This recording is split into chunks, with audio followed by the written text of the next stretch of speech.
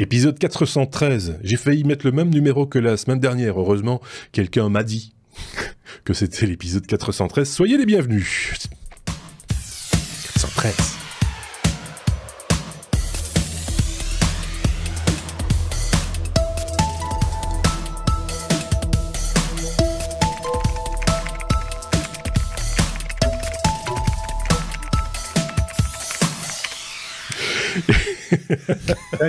Je rigole. Oui. Alors évidemment, vous nous écoutez en podcast et vous n'avez pas l'image, et tant mieux pour vous quelque part, parce que voilà, ça laisse un peu de magie derrière tout ça. C'est un peu le principe du podcast audio. Et puis ceux qui nous ont vus ou qui nous regardent en vidéo ou qui jettent de temps en temps un petit coup d'œil ont vu qu'effectivement depuis la semaine dernière, on a refait un petit peu les peintures, hein, comme on dit en début de saison. On fait souvent ça, et que voilà, il y a quelques artifices, on va dire, mais j'en dis pas plus, qui permettent à nos chroniqueurs de se mettre un petit peu en avant. Avant même qu'il soit présenté. À savoir, d'un côté, Aurélien. Bonjour Aurélien. Non, c'est pas moi qui me suis mis en avant. Bonjour à tous. C'est l'autre. Et puis, vous avez reconnu le rire caractéristique du Suisse, voilà. De l'Helvète. Salut vous deux. Thierry Weber est avec nous. Je dis Weber parce qu'on dit Weber en Belgique. On pourrait dire Thierry Weber pour que tout le monde comprenne bien qu'il s'agit d'un W. C'est n'importe quoi. Donc voilà, c'est un épisode très complet. On a changé un tout petit peu. On a fait évoluer la formule. Certains l'ont remarqué avec l'épisode 412. Si vous ne l'avez pas encore écouté, je vous invite à aller l'écouter. Il reste à disposition évidemment. On a un petit peu fait évoluer la formule. Il y a un sujet un peu plus conséquent dans un épisode maintenant.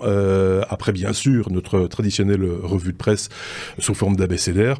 Aujourd'hui, on vous parle de Google qui fête c'est 25 ans, il y a plein de choses à dire sur Google. Alors je tiens à le préciser parce que certains ont déjà imaginé que c'était cette partie de l'épisode, c'était un peu l'occasion de se rappeler des vieilles choses. C'était la séquence vieux C comme on dit chez nous. Non, ce n'est pas le cas. Il se trouve que l'actualité c'est celle-là et que Google a fait ses 25 ans et que du coup on se dit bah tiens on va parler de ça, mais ça pourrait être un tout autre sujet également. Donc restez restez-nous fidèles et vous pourrez le découvrir dans les semaines à venir si toutefois je retrouve des chroniqueurs pour faire le prochain épisode. Ça c'est encore un autre problème. C'est un appel effectivement. Donc un appel au chroniqueur d'abord et puis au public peut-être après, on ne sait pas. Qu'est-ce que je voulais vous dire? Bah oui, il y a un abécédaire comme d'habitude qui commence par exemple avec la lettre D comme déprécié. Je le dis en français. Parce que Aurélien fait le malin évidemment, mais D comme déprécié parce que effectivement Microsoft a choisi d'enterrer WordPad, pardon, tu me fais rire, oui. Ouais, écoutez, c'est votre boulot finalement de causer. Hein. Aurélien, vas-y, lance-toi. Pourquoi? Oui, en fait, je voulais que tu continues ta phrase parce que je l'ai fait. WordPad, virgule, la surface WordPad. du haut. Non, je voulais m'arrêter après WordPad. Le reste, c'est ton travail. Et le créateur de PowerPoint. Oui, c'est vrai. Il y a plusieurs choses qui disparaissent, en fait. Ouais. Voilà, c'est une triple news. On inaugure.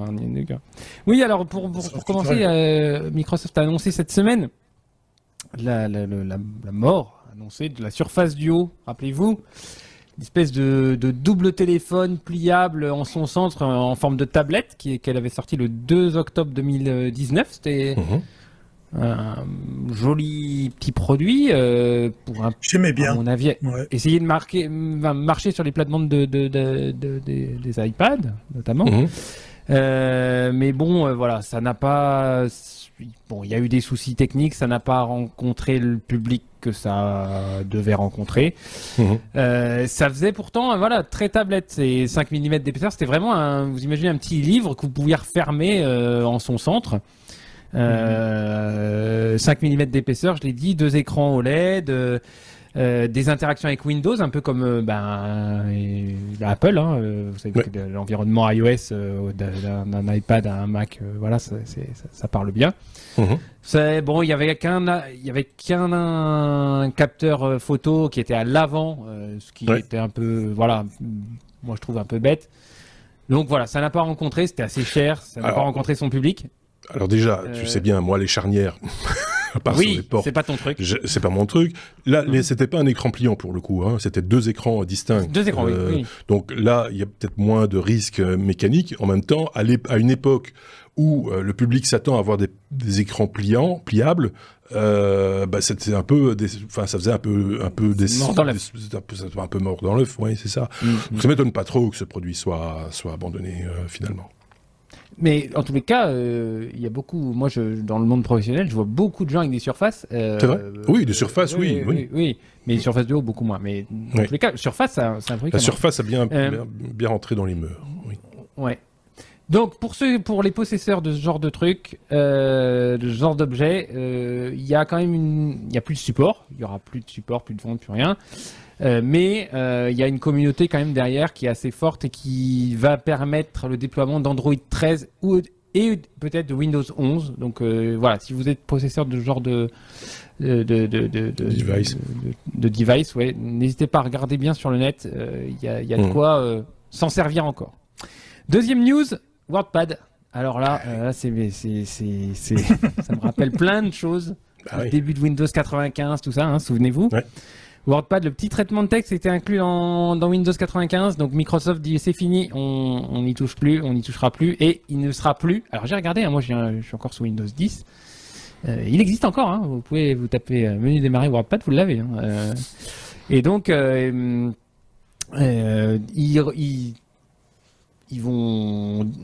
disent maintenant, vous voulez du texte enrichi, c'est Word, vous voulez du TXT, c'est Notepad. Ou les autres. C'est tout l'un ou tout l'autre. Voilà. C'est rustique. C'est rustique ou la Rolls. Entre deux, t'as pas. Je voyais quelqu'un sur Mastodon qui commentait cette news, puisque ça fait partie des infos qu'on partage sur nos réseaux, hein, puisque notre veille technologique est en partage sur les réseaux sociaux, tels que Mastodon, et quelqu'un qui disait on va coder sur Word alors. Oui, non. Alors, faut savoir que c'est quand même c'est sorti avec Windows 95, mais c'est un vieux projet. Alors là, de 1985, il y avait. Alors, c'était certainement sur Windows 3.1, un Microsoft Write, peut-être, ça vous parle. Donc, voilà, on parle de choses où il y a la possibilité de mettre en gras, de souligner, il n'y a pas de correcteur orthographique. Plein de choses, ouais. Mais, je me souviens avoir commencé sur WordPad à écrire des lettres. Voilà, moi ça me fait une petite. Oui, alors il y avait des traitements de texte déjà, même sous DOS, hein, qui existaient, mais ça c'était avant Word, hein, c'était un traitement de texte gratuit puisqu'il était livré avec l'OS, et donc ça permettait comme ça de directement s'y mettre, d'imprimer des courriers, son CV, etc., etc. Et puis ça s'est développé. Ça m'a toujours un peu étonné qu'ils le conservent quand même en parallèle de Word. Mais bon, pourquoi pas on faisait pas les mêmes choses non plus. Non, c'est ça. C'est pas tout à fait la même chose. Mais ça permettait de commencer, quoi. Oui, voilà, monsieur, même tout le monde qui achetait un PC, son premier PC qui avait Windows 95, il avait acheté l'imprimante qui allait à côté et avec ça, il écrivait ses courriers. Il avait plus les sous pour acheter Word. Il avait juste les sous pour acheter le port parallèle. Hein, oui, c'est ça, et encore. Et je parle de ça, il y a peut-être des gens qui savent même pas ce que c'est. Mais c'est vrai. Et notre disparition. Troisième news, Dennis Austin, 76 ans, qui avec Robert Gaskin, en 85, avait commencé à travailler sur l'ancêtre de PowerPoint Presenter. Alors ça me fait bien rigoler de penser qu'en 85, il y a des gens qui se sont dit « Oh là là, les vidéoprojecteurs, c'est un peu dépassé, hein. Souvenez-vous, moi j'ai connu ça aussi, les grandes lampes avec les glaces transparentes au-dessus et le petit miroir qu'on venait ajuster. Le rétroprojecteur. Le rétroprojecteur. Une époque. Et donc, il y en a qui s'étaient dit, avec l'avènement de l'informatique, on va supprimer le rétroprojecteur pour en faire un vidéoprojecteur. On va créer un truc en 85 qui s'appellera Presenter. Ouais. Et ils se sont fait racheter en 87 par Microsoft, qui les a intégrés dans leur dans les développements de Microsoft à l'époque. Ça manquait dans la suite d'outils. Voilà. Et en 90, Microsoft PowerPoint sortait. Et alors, pour finir, est-ce que vous savez combien parce que maintenant Microsoft est capable de, vous savez, tout est dans le cloud, donc Microsoft est capable de vous dire combien il y a de présentations qui sont créées quotidiennement PowerPoint. Je vous dis pas que toutes sont... J'ai l'article sous les yeux, je vais pas le dire. C'est triché. C'est 30 millions 30 millions de présentations sont créées quotidiennement avec le logiciel. Alors, que de temps perdu. Voilà. Oui, ça veut dire. Quel gâchis. Mais quel voilà. Ah oui, il y en a qui comprendront. Bah oui, parce que c'est quand même le nombre de présentations où la personne qui a fait la présentation se sent obligée de vous lire les slides de présentation sans aucune valeur ajoutée. Voilà. Mais le rétroprojecteur, c'était quand même vachement mieux. C'était vachement mieux. Ou les assistants. Avec le ventilateur qui faisait voler la feuille. Ou les assistants de direction qui sont obligés de faire des présentations avec des petites animations, etc. pour un patron qui ne sait absolument pas de quoi il va parler. C'est voilà. Oui, le rétroprojecteur, effectivement, il y avait le ventilateur sur le côté qui faisait voler les feuilles que tu posais sur le côté. Ça, je me rappelle très bien. Et la lampe qui claquait évidemment toujours dès le moment où tu voulais.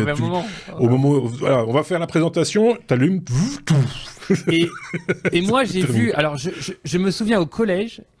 Il y avait un espèce d'écran, alors je ne sais pas exactement quelle était la technologie, mais un écran transparent que tu posais sur le rétroprojecteur, oui. Et tu pouvais, je ne sais pas comment, alors s'il y en a en commentaire... C'était à cristaux liquides. C'était un écran à cristaux liquides et donc mais sans fond, donc transparent. Enfin, un peu comme le e-ink aujourd'hui, hein.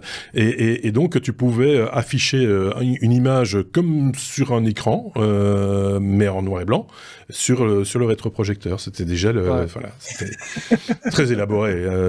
Voilà. Alors, je tiens à préciser, je vous ai dit qu'il y a un sujet de fond un peu plus long que les autres. Ce n'était pas celui-ci. Passe au sujet suivant, comme électricité, alors que j'ai perdu ma conduite. Électricité, c'est quand des bactéries produisent du jus, quand on s'entend, hein, du jus, ça veut dire du courant, quoi. Voilà. Oui, voilà, on est entre techos, c'est pour ça. Oui, et donc c'est une invention suisse dont tu vas nous parler.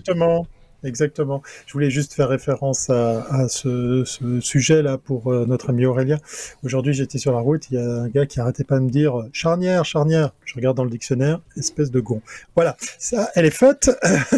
C'était simplement pour dire je regrette de ne pas avoir trouvé la petite musique totom. Voilà. Tout ça pour dire que je trouvais bien ce produit de chez Microsoft, paix à son âme. Oui. Je parlais du Surface Duo. Alors, je vais vous parler de l'EPFL, l'École Polytechnique Fédérale de Lausanne. Je vous ai sorti 2 liens, celui qui concerne effectivement la news dont on va parler maintenant, mais aussi une ancienne, parce que j'ai l'impression que nos amis chercheurs de l'EPFL ont une manie, c'est d'essayer d'aller trouver de l'énergie un peu partout. Un des liens que je vous partage, c'est par exemple comment faire de l'énergie avec de l'eau usée et de la lumière qui la traverse. C'est assez complexe, je ne vais pas ici me tenter à expliquer comment ça fonctionne, mais pour le sujet qui nous concerne, ce sont des bactéries qui consommeraient elles aussi de l'eau usée ou des détritus, des choses comme ça, pour que effectivement ces bactéries produisent de l'énergie. Ils n'en sont pas à leurs premiers essais, puisque l'EPFL est aussi sur la réinvention du panneau photovoltaïque. Il y a par exemple des brevets de peinture ou de surface qui viennent sur les vitres de vos fenêtres pour pas, dénaturer le bâtiment, dénaturer votre toiture, pour pouvoir profiter de la lumière qu'on a tous à travers les vitres de nos fenêtres. Et là, pour le coup, je trouve assez intéressant parce qu'effectivement, le coup des bactéries, c'est un double usage. C'est effectivement générer de l'énergie. Alors, on n'en est qu'au stade de laboratoire, hein. N'imaginez pas que l'eau de pluie ou bien le petit ruisseau ou bien les égouts deviennent une centrale électrique qui alimente toute une ville. Mais à terme, pourquoi pas? Voilà, pourquoi pas? L'autonomie énergétique, ça serait une piste à creuser.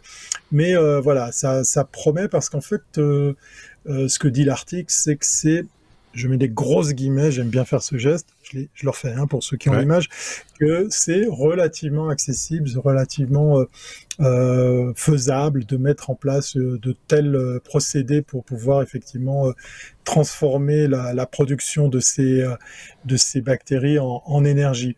Donc, allez faire un tour sur les liens, vous allez trouver d'autres liens qui font référence à d'autres recherches. Moi, je suis en admiration par rapport à ce qui se fait à l'EPFL sur la recherche et la diversité des moyens qui existeraient pour faire de l'énergie. Ça colle à l'actu qui est là, toute fraîche, de ce qui se passe dans mon pays, puisqu'effectivement, le canton du Valais, qui est le canton qui voit naître le Rhône, qui se jette à Marseille, pour la petite histoire, le Rhône, il est suisse avant tout, eh bien, le canton du Valais est un des endroits les plus ensoleillés de notre pays, et le canton vient de refuser, par référendum, par votation, l'implémentation de panneaux solaires en altitude et en montagne. Alors, c'est bien et c'est pas bien parce qu'il y a eu des projets pilotes sur, par exemple, des panneaux solaires flottants sur de l'eau de barrage, par exemple, pour profiter d'avoir un double énergie. Quand on est en montagne, les panneaux photovoltaïques sont plus efficients. Je vous apprends peut-être rien du tout. Et c'est dans la suite logique qu'ils se sont dit, tiens, on va mettre des panneaux solaires sur les versants de nos montagnes, sur des installations, on va dire, qui normalement ne devaient pas perturber le paysage. Enfin, ça a été refusé, et puis un des partis a sorti un slogan, un des votants, enfin un parti contre ce projet, a sorti un slogan que je trouve pas inutile: les panneaux solaires pas dans la nature, mais sur nos toitures. Parce qu'effectivement, la Confédération, notre pays se réveille dans l'idée de mieux aider la transition énergétique. Donc, toute nouvelle construction ici en Suisse devra comporter une installation photovoltaïque, que ce soit calorifère ou électrique, et puis on va vers, alors encore une fois je mets les grosses guillemets, sur une simplicité des installations sur des bâtiments existants. Voilà, donc, oui, des bâtiments existants et qui ne doivent pas être eux-mêmes des structures portant des panneaux photovoltaïques. C'est de l'habitation ou des bureaux, quoi. En gros, c'est ça l'idée. Oui, et puis on va peut-être aussi copier nos amis français, que je trouve très très futés sur ce coup-là, puisqu'effectivement en France, une installation qui ne dépasse pas les 2 mètres peut être facilement installée. Par exemple, vous avez un jardin, vous mettez un châssis porteur, vous mettez vos panneaux solaires, vous injectez ça pour faire de l'autoconsommation, youpla boum, et c'est parti.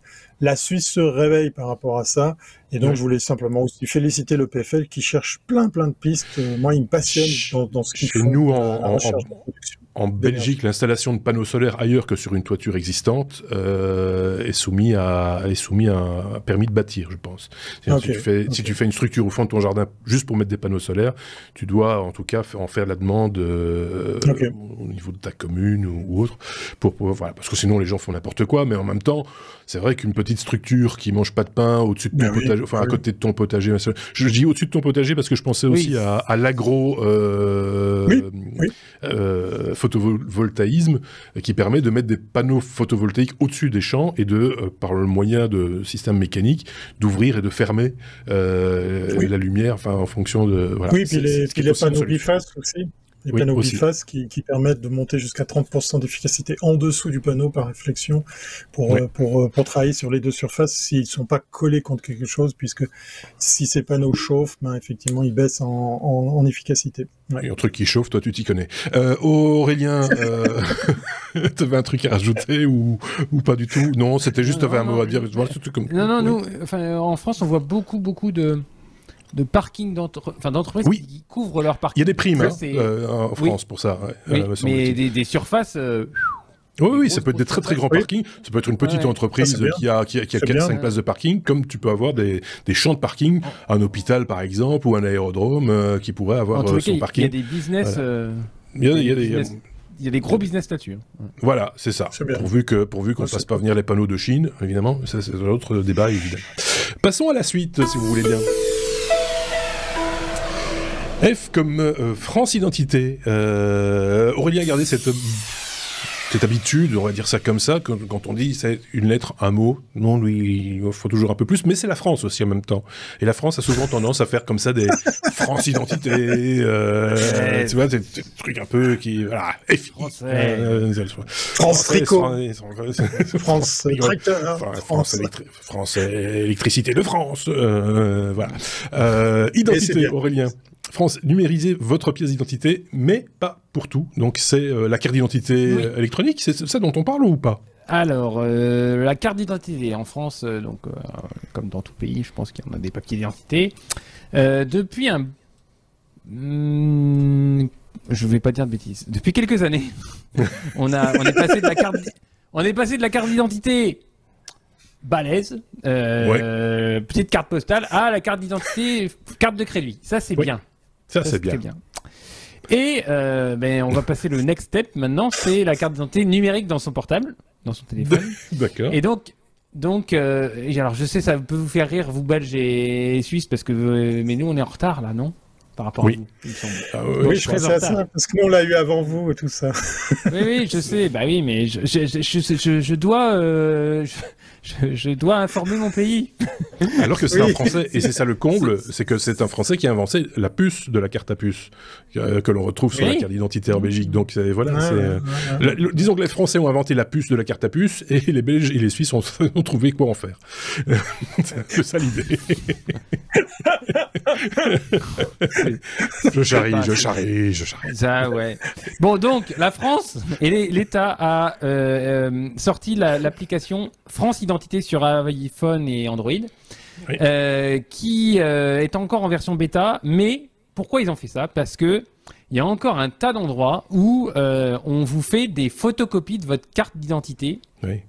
Vous allez louer une voiture, le loueur, il prend votre carte d'identité, il va à la photocopieuse, il fait une photocopie, et a priori, ce genre d'endroit, c'est l'endroit rêvé pour faire des usurpations d'identité. Donc, voilà, le but, le but, c'est de se servir de France Identité, donc de l'application, pour numériser sa carte d'identité, grâce à la puce NFC qui est dedans, et de pouvoir faire un tas de prouver son identité dans différentes situations de la vie. Par exemple, retirer un colis, par exemple, louer une voiture, par exemple, prouver son âge dans un. Ne dis pas, on va rester monétisé, on va. Non. Un débit de boisson, Ah oui, ça va. Ah oui. Je savais même pas pour. On est passé à ça de. Bonjour YouTube. Donc, et la cerise sur le gâteau de ce truc-là, c'est que cette application vous permettra aussi d'utiliser France Connect. France Connect, c'est un système d'identification global qui vous permet, sur un tas d'applications de l'État, la sécurité sociale, les impôts, voilà, ce genre de truc, c'est une identification unifiée qui sera permise grâce à France Connect. Donc vous pourrez, comme je l'ai dit, récupérer des colis, prouver votre âge, servir d'alternative à la photocopie, notamment quand vous louez une voiture, mais si vous vous faites arrêter par la police, ça va pas. Vous ne pouvez pas montrer votre téléphone. Il faudra encore la vraie carte d'identité. Donc voilà, il y a du plus, il y a du moins. Oui, mais je suis assez d'accord avec toi pour le coup, parce que c'est vrai qu'on rigole, mais on a une carte d'identité numérique et on commence seulement à vraiment s'en servir. Enfin, on commence, donc ça fait quelques années, mais voilà, ça s'installe relativement lentement dans les us et coutumes, etc. Un membre de l'équipe qui en parlerait 1000 fois mieux que moi, évidemment, c'est un de Sébastien, puisqu'il travaille autour de ce concept. Ah, oui, mais au-delà de ça, je trouve qu'il y a quelque chose dans la proposition de France Identité, qui est presque l'étape suivante déjà, qui est la dématérialisation de la carte d'identité, si j'ose dire, qui peut avoir du bon aussi, qui doit être contrôlé, soyons clairs, il doit y avoir quelque chose, mais par exemple, si tu fais une photocopie de l'écran de l'ordinateur, enfin, si tu as besoin d'une photocopie d'une copie de l'écran, tu pourrais très bien introduire dedans, et je pense que c'est un peu l'idée, introduire une information unique pour la personne avec qui tu partages ton identité, comme ça, si jamais ils essayent de s'en servir dans dans un autre contexte, tu peux dire, ah ben c'est monsieur machin qui a utilisé, à qui j'avais donné mon identité pour louer la voiture, qui s'en est servi pour acheter des bitcoins, ou je dis n'importe quoi, mais c'est un peu ça l'idée. Donc je trouve qu'il y a un petit quelque chose derrière qui me semble pas inintéressant à analyser. Ça mériterait d'en reparler à l'occasion, peut-être dans un sujet plus long, justement. Je sais pas ce qu'en pense Thierry, mais moi je trouve ça plutôt pas mal. On va pas en parler là, mais un jour, peut-être, pourquoi pas. Donc on a commencé, vous avez noté, on a commencé en se moquant, et on sort de là instruit, fort de... Moi je dis bravo. Moi je trouve que c'est plutôt pas mal. Voilà. Vive la France. Et l'identité.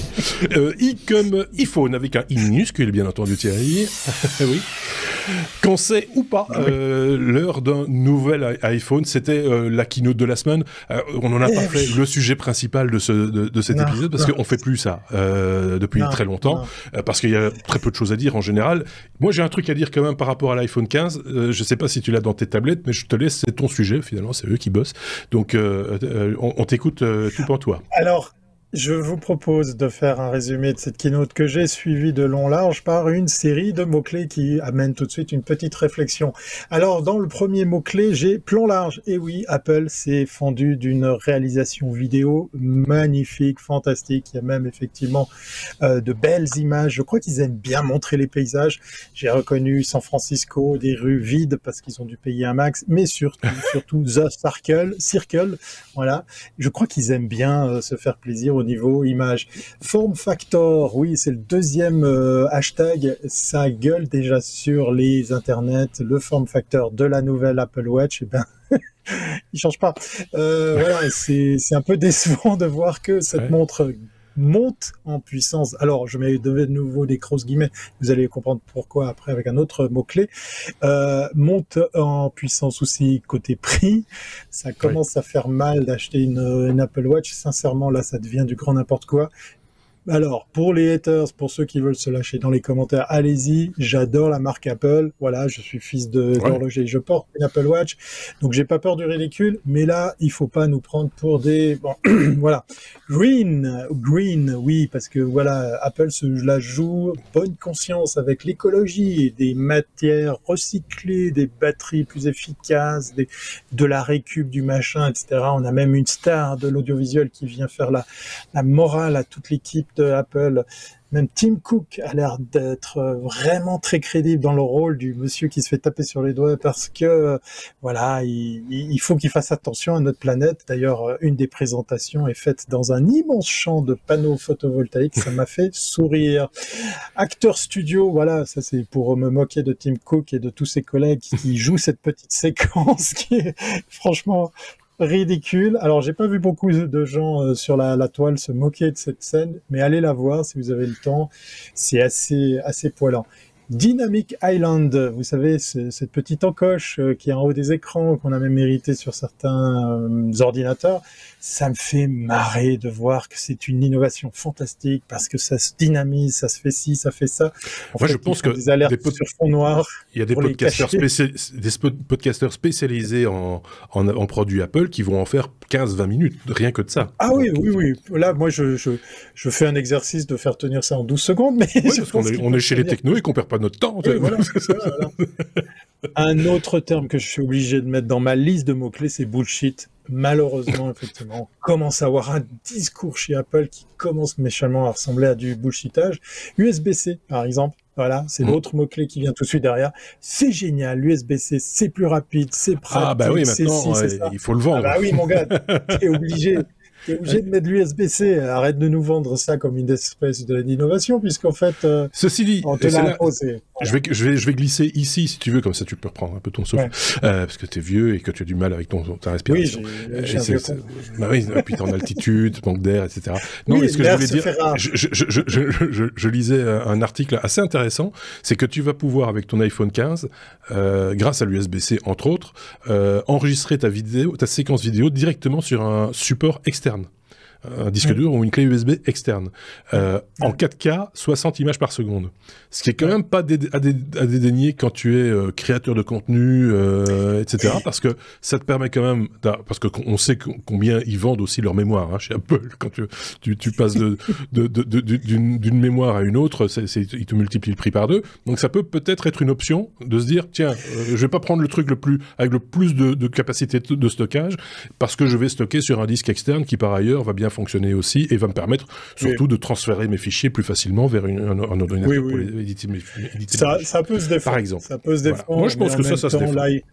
Oui, et puis en même temps, l'iCloud qui monte en puissance. Et on va très vite sur l'offre de prix qui va avec, parce qu'on n'a pas envie de se faire taper sur les doigts. Ça m'a fait sourire. PC, ça c'est l'autre mot-clé. Voilà, les présentations de chez Apple ressemblent de plus en plus à des présentations de PC. On parle de technique, de technologie, de processeurs et tout ça. J'ai peur que là on saoule un petit peu l'audience, parce qu'on est vraiment je l'ai noté plus loin, concours de la quéquette la plus longue, la puissance, la technologie, le machin, le truc, ça me fait sourire. Le suivant, c'est le brevet. Je voulais faire mon intéressant avec un accessoire que j'aurais mis ici autour de mon poignet, parce que c'est pas la première fois que je pense que je paye Apple pour l'aider à développer des choses, parce que j'ai investi dans plein de projets Kickstarter et je voulais faire mon intéressant avec mon brassard Mio, mon Armband sur lequel j'avais investi, puisque maintenant avec votre montre, vous pouvez faire un double tap comme ceci pour des fonctionnalités. Alors, ça existait déjà, les gars. Allez voir dans les réglages de votre Apple Watch, vous pouvez déjà faire des choses. Donc c'est une gestuelle pour ceux qui nous écoutent, pour être clair, tu fais une gestuelle particulière pour lancer une commande. Tu tapotes sur l'index et le pouce, et vous le faites 2 fois, par exemple, pour fermer une alerte, si on cliquait, pour accrocher, etc. Voilà, comme si on cliquait. Là, j'ai mis brevet parce que je me demande si on l'avait pas hérité justement de ce bracelet qui faisait beaucoup plus de choses que simplement raccrocher. J'ai mis cinéma parce qu'effectivement, voilà, il y a tout ce qui va autour de la prod. On a un petit peu vu effectivement des choses sur, comme tu le dis, cet iPhone qui est bourré aux stéroïdes pour faire des choses. Je dois reconnaître que les capacités vidéo de cet appareil, là je parle de l'iPhone 15 parce que je parle plus de l'Apple Watch, font un petit peu réfléchir. Il y a de l'intelligence artificielle. Pour les initiés, c'est quand même du ProRes 10 bits qui te sort. Oui, là ça commence à être du lourd. Et c'est vrai que prendre une photo, même si après en post-prod on peut corriger la chose, l'iPhone va reconnaître le sujet et va directement passer par exemple en mode portrait. C'est vrai que ça devient... Alors là je parle du Max, du Pro, enfin celui avec 3 objectifs, 3 optiques. Ça fait mal au porte-monnaie, par contre, au rein, pour ce qui est des prix. Voilà, au rein, parce que j'en ai déjà vendu 4. C'est le prochain mot-clé, c'est tarif, parce qu'effectivement, voilà, on s'en prend plein la poire. Et le dernier mot-clé, c'est satellite, parce que j'étais très fier d'entendre le mot Suisse dans la présentation, dans la keynote, puisqu'effectivement, l'Espagne et la Suisse rejoignent les pays dans lesquels vous pouvez faire de l'appel d'urgence satellite depuis ça, c'est votre pas mal, smartphone. Quand même. On va pas dire le contraire dans un pays comme le tien, dans des zones un peu isolées, etc. C'est pas la zone la plus facile à couvrir, ni en FM, ni en GSM. Donc, on va pas non plus... Voilà, satellite, c'est quand même de bon ton, et c'est une bonne idée. Donc, c'était une bonne keynote, quoi, si je comprends bien. Au bout de compte, c'était pas non plus la fin du monde. Voilà. Certains se sont étonnés qu'il n'y avait finalement que 2 produits cette année dans cette keynote. Sur cette keynote-ci, c'était quand même un petit peu limite. On a un peu la keynote de trop. Peu, voilà. Aurait-il un truc à annoncer qu'ils n'ont pas pu annoncer parce qu'ils n'ont pas eu le temps de... Bon, je pense aux lunettes, par exemple, etc. Oui, alors on en a fait référence, c'est venu oui, bien sûr, mais... Les bruits de couloir disent on préfère attendre qu'il y ait assez d'app sur le store pour sortir les lunettes.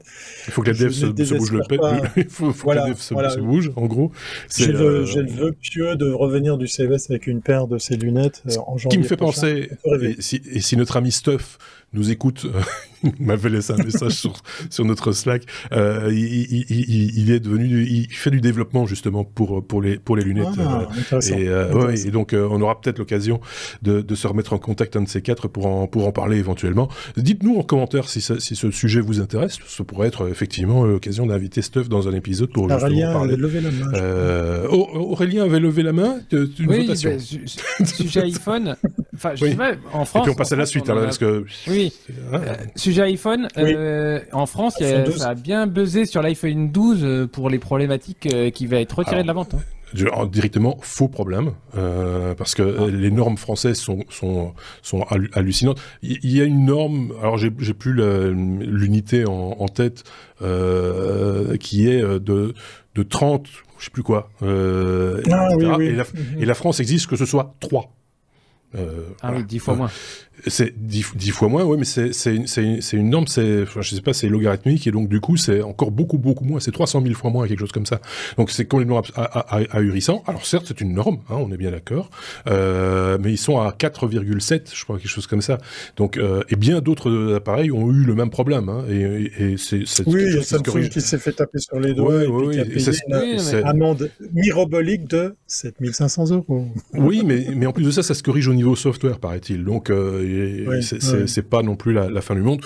C'est un petit peu, c'était l'occasion, et certains l'ont dit d'ailleurs dans la presse même classique, c'est marrant qu'on en parle maintenant. Ça fait 1 an, hein, qu'on en parle de ce truc-là, de l'iPhone 12. Hein. On en parle juste maintenant parce qu'il y a une keynote. C'est quand même bizarre, hein. C'est particulier quand même. Et donc il y a un peu de l'Apple bashing dans l'air, donc on va pas non plus en faire des louches. Tu crois? L, la lettre L comme... et on va avancer, hein, les gars, parce qu'on fait des épisodes de plus en plus longs, en fait. L comme Liquid Neuronal Network, LNN. Aurélien, de quoi s'agit-il? Alors, de réseau de neurones liquides. Alors, quand j'ai vu ça, et je remercie Sébastien pour m'avoir partagé cette news, quand j'ai lu ça, je me suis dit, mais de quoi il s'agit? Il faut mettre 1 tiers de rhum, 2 tiers de... Non. Alors, non. Ouais, on arrête. Ça n'a rien à voir avec du liquide. Ça n'a rien à voir avec du liquide. En fait, c'est le laboratoire d'intelligence artificielle, le CSAIL du MIT, donc aux États-Unis, qui vient de créer un nouveau type de modèle de deep learning. Alors, je vous rappelle, le deep learning, vous montrez un exemple simple, vous montrez des photos de chats, voilà, de chats, c'est l'exemple classique, à une intelligence artificielle. On va changer. Je sens que ça t'énerve. On va montrer des photos de marteaux. De marteau. Alors vous dites ça c'est un marteau, ça c'est pas un marteau, et en lui faisant ingérer une très grande quantité de photos et en lui faisant apprendre, il va pouvoir dire ça c'est un marteau, ça c'est pas un marteau. Ça c'est un marteau de charpentier, ça c'est un marteau de voilà. Le problème c'est que pour ça il faut beaucoup de données, beaucoup de puissance de calcul et beaucoup de mémoire. Oui. Et il y a plein de... Le constat, il est là, c'est qu'il y a plein d'endroits où on pourrait mettre de l'intelligence artificielle où on n'a pas de mémoire et on n'a pas de puissance de calcul monstrueuse. Je prends le cas de vos futures voitures, par exemple. Et donc, le but, c'est d'arriver à faire le même résultat avec très peu de mémoire et très peu de puissance de calcul. Donc, là, que ce soit un truc très compact. Donc là, ils ont travaillé sur une application qui est de maintenir une voiture sur sa voie avec des capteurs que vous pouvez avoir dans votre voiture de vision. Aujourd'hui, un modèle classique, il faudrait environ 100 000 neurones et un demi-million de paramètres. Ce qui fait qu'en fait, c'est un modèle qui est gros, qui nécessite beaucoup de puissance et qui est ininterprétable. C'est-à-dire qu'on ne peut pas remonter tout l'arbre pour dire il a choisi cette décision-là parce que sur cette image-là, on avait dit ça. Et donc, ils arrivent à faire la même chose avec 19 neurones, ce qui fait qu'on arrive très vite à comprendre pourquoi il a dit que c'était pourquoi c'était un marteau ou pourquoi c'était pas un marteau. Donc voilà, donc on est sur vraiment un nouveau type de réseau de neurones, beaucoup plus petit et qui pourra être mis sur du edge computing. Je rappelle, le edge computing, c'est du calcul en temps réel directement dans le device et non pas remonté par le cloud sur un serveur ou sur une grosse centrale de calcul. Ce nouveau modèle, il permet aussi d'apprendre dans des conditions de contexte différents. Par exemple, ils ont cherché à reconnaître des objets dans la forêt en été.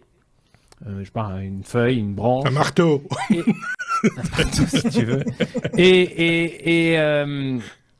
Et cette façon d'apprendre est moins sensible au contexte, donc Ils ont envoyé ensuite des images de forêt en automne, en hiver, là où ça peut être complètement différent, hein, il n'y a plus de feuilles et autres. Et il est beaucoup plus adaptable. Donc voilà, je vous invite à regarder, il y a notamment une interview d'une professeure de MIT avec ses doctorants qui explique comment ils ont eu l'idée et tout, c'est passionnant. Bon, je suis pas allé jusqu'à essayer de comprendre algorithmiquement comment ça fonctionnait, mais en tous les cas, je pense qu'il y a des grands pas qui sont en train d'être faits dans ces domaines-là, et des très grands pas qui vont faire que ça sera implanté sur des puces qu'on aura avec nous, sur nous, dans nos voitures et autres. Dans nos smartphones. Là où je suis un peu plus critique, c'est qu'aujourd'hui, vous avez des voitures qui ont des systèmes de suivi de ligne blanche qui fonctionnent très bien, qui sont dans nos rues, et il n'y a pas d'intelligence artificielle dedans, ça marche. Pourquoi on est obligé de nous mettre de l'intelligence artificielle à toutes les sauces tout le temps avec des capteurs qui... Tu prenais l'exemple en disant il faut 100 000 neurones pour arriver à faire ça. Moi, je suis d'accord, mais sans faire offense à la corporation des chauffeurs de taxi ou de camions, tu vois ce que je veux dire? Oui, je suis d'accord. C'est un exemple de labo. 19 neurones peuvent suffire, du coup. Tu vois, il va se mettre à dos. Non, j'ai dit sans faire offense. J'ai pris toutes les précautions possibles. Non, mais c'est bien plus compliqué de faire une marche arrière, par exemple. Tu vois. Surtout dans quel sens tourner le volant quand tu es en marche arrière? Oui, aussi. Et où tu l'as fait sur l'autoroute non, mais voilà, on plaisante, mais on est sur des réseaux neuronaux. Non, il faut pas comparer avec l'intelligence humaine. C'est la manière c'est un peu comme quand on disait le nombre de transistors. Tu vois ce que je veux dire? C'est à un moment donné, ça se comprend en même temps, et on voit tout de suite la différence entre 100 000 et 19, et que si on arrive à le faire avec 19, c'est mieux que 100 000. Enfin, c'est plus économique à tout niveau. On peut le comprendre aussi. Donc ça, c'est pour nous, les béotiens que nous sommes, pour nous faire comprendre les trucs un peu facilement. Et si vous voulez aller plus loin, effectivement, tu as raison de le signaler aussi. On met toutes nos sources, comme toujours, dans le descriptif de l'épisode, que ce soit sur votre plateforme de podcast ou sur notre site lestechno.be ou sur notre chaîne YouTube. Eh bien, vous aurez accès au site lebigdata.fr et le lien vers l'article qui a inspiré cette intervention de notre ami Aurélien. Voilà, on a été complet, on passe à la suite. La lettre V, comme vidéo. Thierry, quand tu n'as plus besoin... Non, t'as plus besoin de la monteuse sympathique qui t'attend pour dire tiens, on va monter ton sujet, Marc. Oui, on peut y aller. Non, c'est fini, c'est terminé. Ça a eu payé, c'est fini ce temps-là. Alors, c'est une petite news, je vais la traiter très rapidement. C'est bien. L'IA, ce terme, on le sert à toutes les sauces. La possibilité de créer, de la vidéo prend deux pistes. La première, c'est je veux un paysage avec un cow-boy qui passe au loin, le coucher de soleil, etc. Et l'intelligence artificielle, Dieu sait que j'aime pas ce terme, va générer de toutes pièces cette vidéo, tant bien que mal. J'ai vu pas mal de choses, c'est franchement pas regardable, mais il y a des trucs drôles, parce qu'effectivement, il sait toujours pas faire des choses, on va dire, esthétiquement correctes. Et il y a cette deuxième piste qui est assez intéressante, celle de générer des vidéos sur la base de texte, mais en allant piocher sur des contenus qui existent déjà. C'est-à-dire, en fait, peut-être que le paysage avec le Grand Canyon ou la montagne dans la prairie de ce décor américain, le cow-boy qui passe devant, existe déjà, et on va pouvoir se faciliter la vie, parce qu'effectivement, moi j'ai toujours été fan des DAM. Qu'est-ce que c'est les DAM? Alors c'est pas la monteuse, DAM, D-A-M. Fromage. Digital Asset. Amsterdam. Non, le Digital Asset Management. Je rêvais d'avoir un serveur pour stocker mes assets, comme on dit en bon français, c'est-à-dire les photos, les vidéos, et tout ça, il faut le contextualiser, il faut des mots-clés, il faut décrire le truc, etc. Là, l'intelligence artificielle vient nous aider sacrément, puisque elle est capable d'aller chercher des vidéos, des extraits, des photos, des éléments qui existent déjà. Il y a quelques petites démos que vous allez trouver sur Internet où on voit le high stock photo dans l'image. Donc en fait, après, on pourrait se dire, ça tient la route par rapport à la vidéo que j'ai. Alors, n'allez pas faire un grand film avec ça, mais c'est plutôt la vidéo vite fait pour un petit produit. On a de l'image d'illustration, on en voit de plus en plus. Hein. Ça recommence aussi à ressembler à de la bouillie, même quand c'est fait à la main, mais bon, voilà. Mais par contre, on peut gagner du temps, puis après se dire, bah tiens, je vais acheter ce track, celui-là, et on va pouvoir faire de la vidéo à la chaîne. On va, je pense, vers une technologie qui nous permettra d'industrialiser tout ça. Moi qui ai fait des milliers, j'allais dire des centaines, mais c'est plutôt des milliers, des dizaines de milliers de montages, je peux plus, j'ai plus la niaque pour le faire. J'adore ces petites solutions, par exemple, où vous mettez des morceaux de vidéo, puis ça aligne sur la vidéo avec le son, la musique, etc. C'est certes pas du montage, mais ça fait la blague. Et dans des usages en marketing, en com, bah, ça peut marcher. Donc voilà, l'IA s'invite dans ce genre d'outils, de services en ligne, hein, c'est tout du SAS, forcément, mais je dois reconnaître que ces prémices sont assez, assez prometteurs. Je ne vais pas faire de pub pour un service en particulier parce qu'il y en a vraiment beaucoup. La liste est super longue. Sachez aussi qu'au niveau professionnel, dans ce qu'on appelle l'asset management, pour le coup, tout ce qui est archivage vidéo, ça commence à rentrer aussi, justement pour indexer correctement le contenu. Et quand on fait une recherche parce qu'on a besoin de cette vieille image de tel président des États-Unis qui avait un chat sur la pelouse de la Maison Blanche, eh bien, il va aller le retrouver et isoler le chat et isoler le président et voilà, etc. Et ça permet évidemment d'aller plus vite aussi au niveau du montage et d'intégrer et tondre la pelouse après. La news, la news, tondre la news. Après, on peut tondre la news. On peut, mais c'est pas obligé. Juste une petite incise avant de passer au dossier du jour, si vous le voulez bien.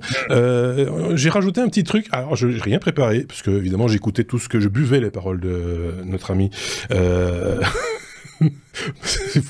faut dire. Je tape les techno.be au hasard. Comme par hasard. Et j'arrive sur le site lestechno.be et sur le côté droit, vous avez ici un bouton qui est... Alors il faut vous faire un torticolis pour lire, parce que c'est comme ça. C'est envoyer un message vocal qu'il est indiqué. Et donc si vous cliquez dessus, vous avez une petite boîte en anglais, parce que c'est un service qui nous est offert par SpeakPipe, en l'occurrence, et qui permet d'un petit peu customiser leur boîte, mais pas tout. Donc c'est en partie en anglais, en partie en français, et simplement vous cliquez sur Start Recording, je pense que ça me paraît assez clair, et vous pouvez nous laisser un petit message de 3 minutes. Donc, c'est sympa. Si vous avez le temps, si vous avez envie de dire un truc sympa, peut-être que vous pourrez vous entendre dans un prochain épisode des Techno. Peut-être. Mais ça, c'est une belle surprise. C'est une expérimentation expérimentale. Hein. Si ça fonctionne, on la mettra un petit peu plus en avant. Mais là, je voulais juste le faire là, comme ça, vite fait, bien fait, entre l'abécédaire et le dossier. Marc. Oui. Marc vous répond 24 heures sur 24, 7 jours sur 7. Oui, c'est ça. Oui, tout à fait. Vous attendez pas à des réponses tout de suite, mais peut-être qu'on en reparlera dans un épisode. Allez, on passe au dossier.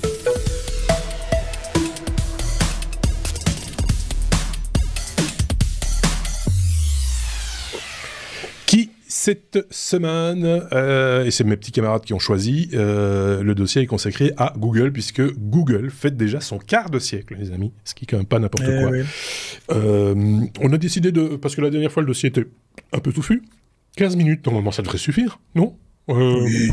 On va essayer. On va commencer avec Aurélien. Et commençons par le début, justement, la genèse. Oui. Ça a commencé par quoi, Google ? Tout le monde le sait, mais on va le 4 septembre 98, un projet de garage de 2 étudiants, Sergey Brin et Larry Page. Alors, je passe... Sergey, on dit. Sergey, pardon. Oui. Brin. Maintenant, voilà, c'est breton. C'est breton. Breton de l'Ouest.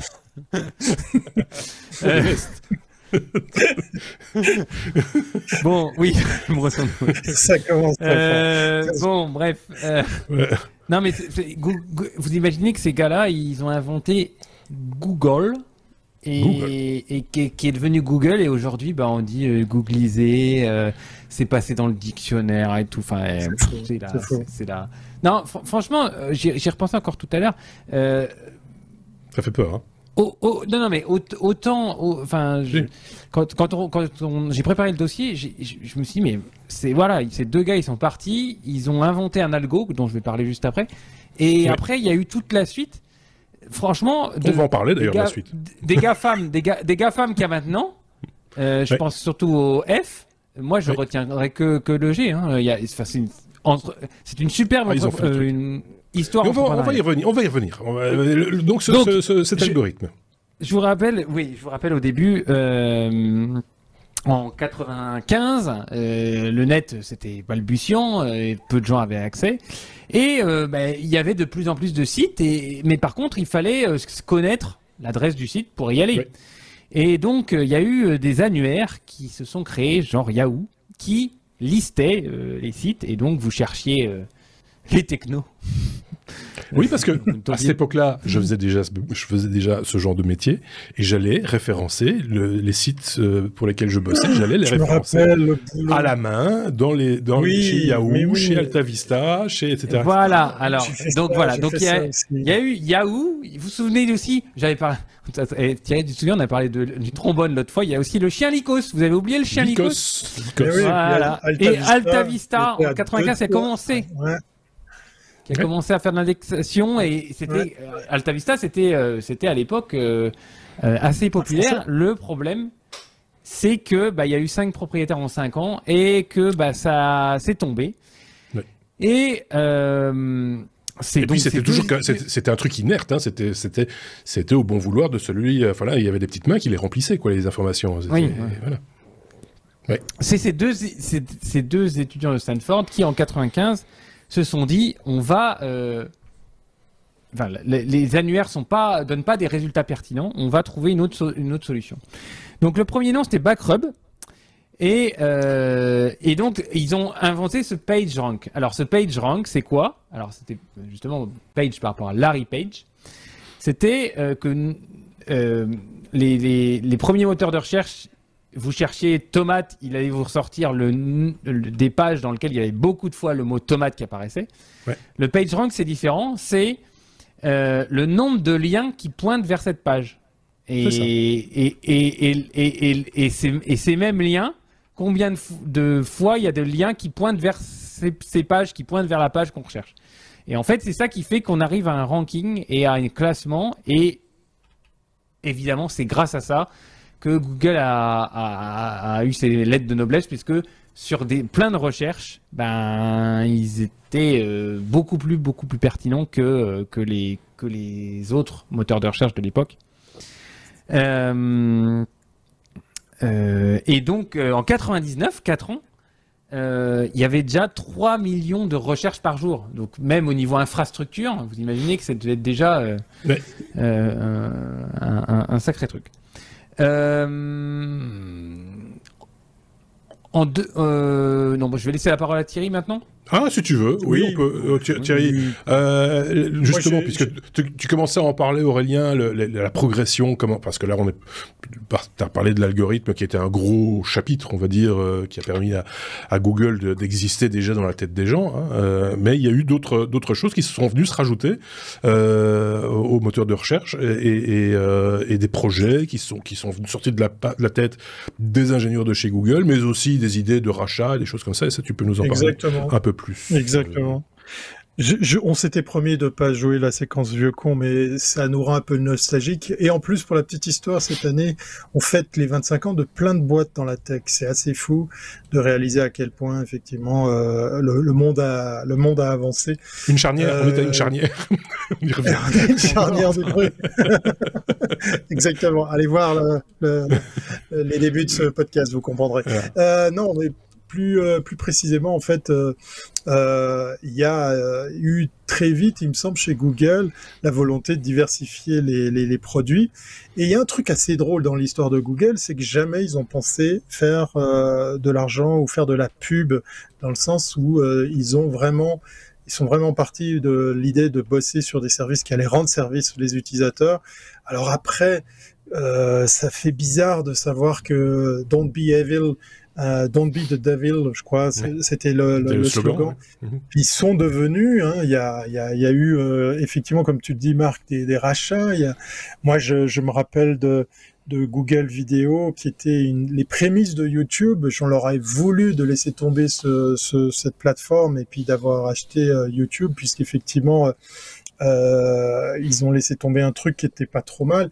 Dans les coups de gueule, moi, je pourrais parler aussi de ce fameux outil qu'on adorait, Google Reader, et puis après leur rachat, et puis la modification, puis après l'abandon du Newsfeed Reader, qui nous permettait d'indexer, travailler, tripoter du flux RSS. Le flux RSS qui n'est pas leur invention, hein, pour la petite histoire, si jamais, puisqu'effectivement, ils n'ont pas eu de peine, hein, pendant leurs années d'existence d'aller se rattacher sur des technologies. Et puis, je me demande si Google est pas devenu too big to fail. Je reparlerai à la fin de ce dossier. Je connais déjà la réponse, vous la connaissez aussi, mais de partir dans l'idée d'essayer d'être un peu John, puisqu'ils se sont lancés dans les réseaux sociaux, ils ont essayé avec Google+, mais il y a eu qu'est-ce qu'on a ri.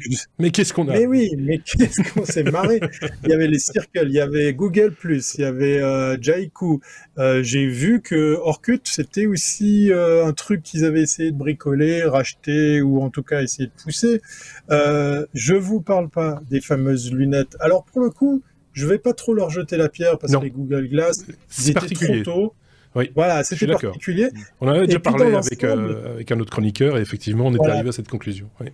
Ouais, et puis dans l'ensemble, tout ce marasme de services, de produits, de machins, de trucs, a eu peut-être la vocation de restructurer leur organisation, et Alphabet est né pour essayer de se dire, tiens, on va mettre un branding sur tout ça, mais ça n'a pas marché. En tout cas, le public, il sait pas ce que c'est Alphabet, il pense toujours Google. Il y a un point sur lequel, moi, je dis chapeau dans toutes ces pistes qu'ils ont essayé d'explorer, c'est cette invention d'un système d'exploitation. Android a été un sacré événement dans l'histoire de Google. Ouais.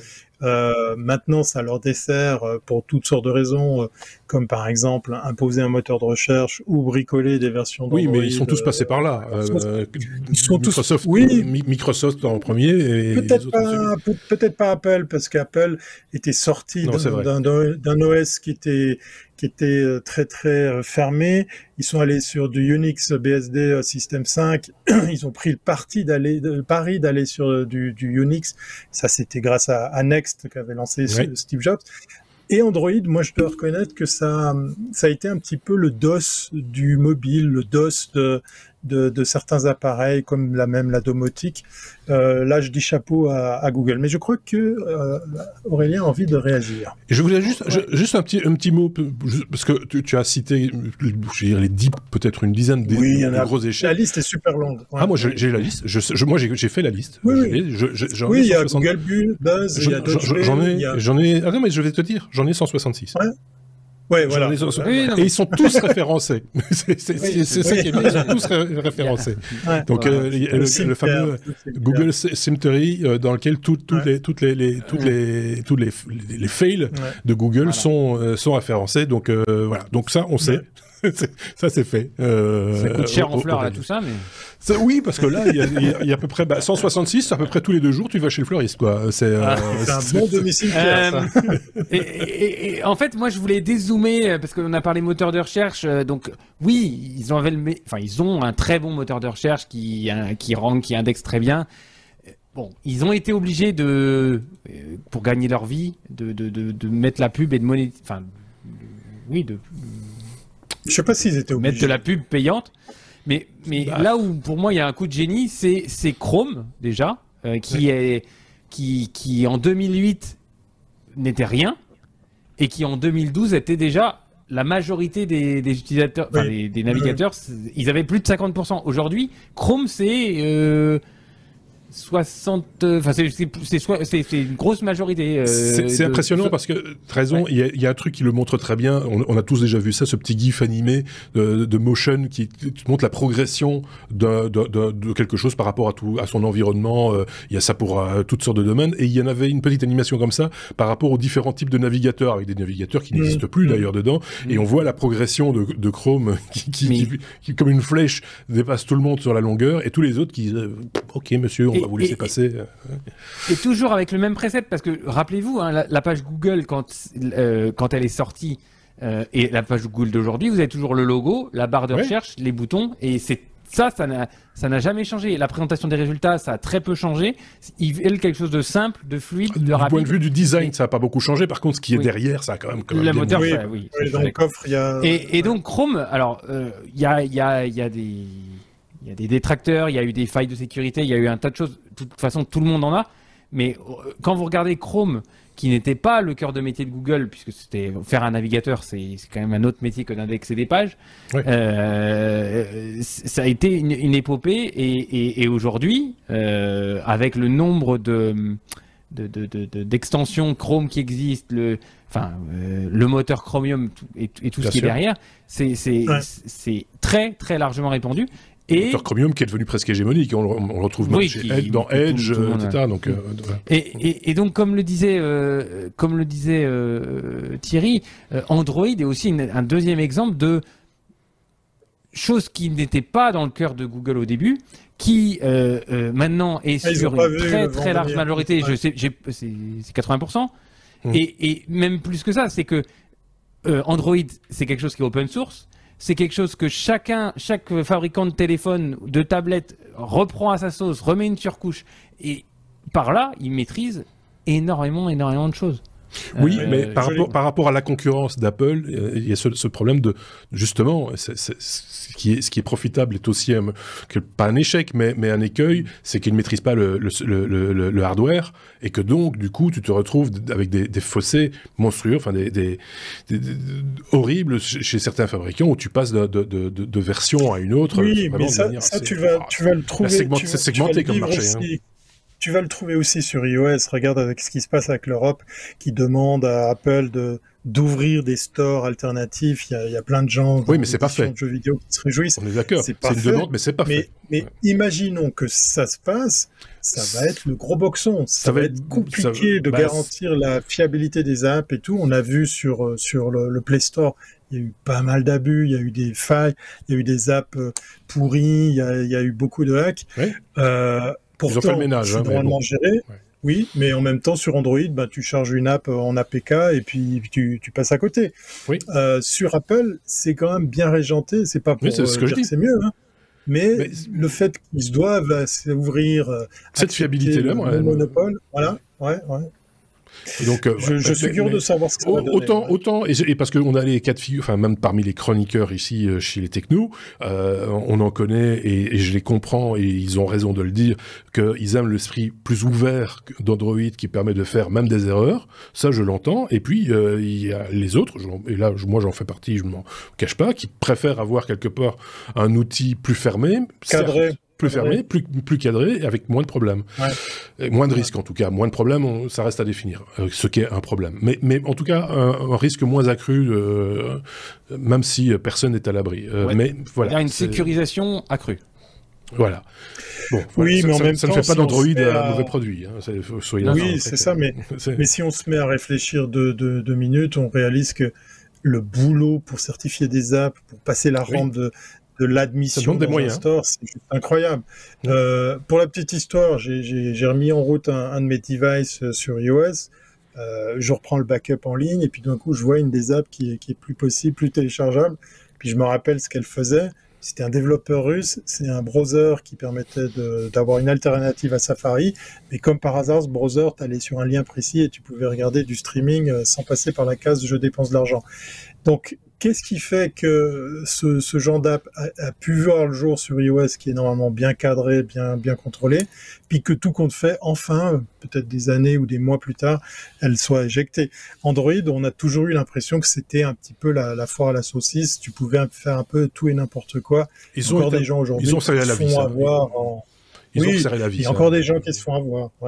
Oui, bien sûr. Et quand tu vois, quand tu développes une application par où il faut passer pour pouvoir la publier d'un côté chez Apple et de l'autre côté chez Google, on voit tout de suite où sont les contraintes et là où il y en a, on va dire moins. Il y en a aussi, parce qu'ils sont de plus en plus regardants, évidemment. Et le prix n'est pas le même non plus. Et c'est pas tout à fait la même chose non plus, effectivement. Tu fais bien de le dire.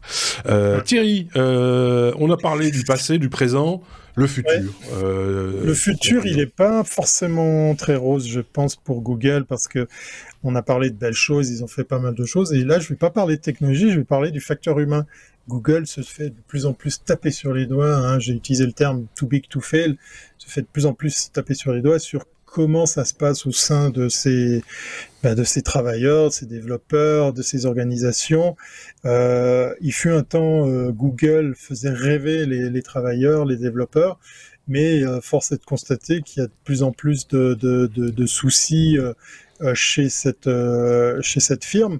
Alors, pour les défendre, ça arrive dans toutes les bonnes crèmeries, mais c'est vrai que quand comme tu le disais, Aurélien, un des membres des GAFAM, et on devrait dire plutôt des GAMAM, puisque Facebook, c'est maintenant Meta. Mais bon, c'est moi qui m'amuse à faire un petit peu mon intéressant. C'est monnaie courante. Il y a eu des... On devrait même dire des AMAM. Oui, alphabet. Oui, ça, t'as raison. Ouais. Mais je sais pas pourquoi c'est pas resté, tiens, c'est bizarre. Non, mais quand on va gratter... à l'époque.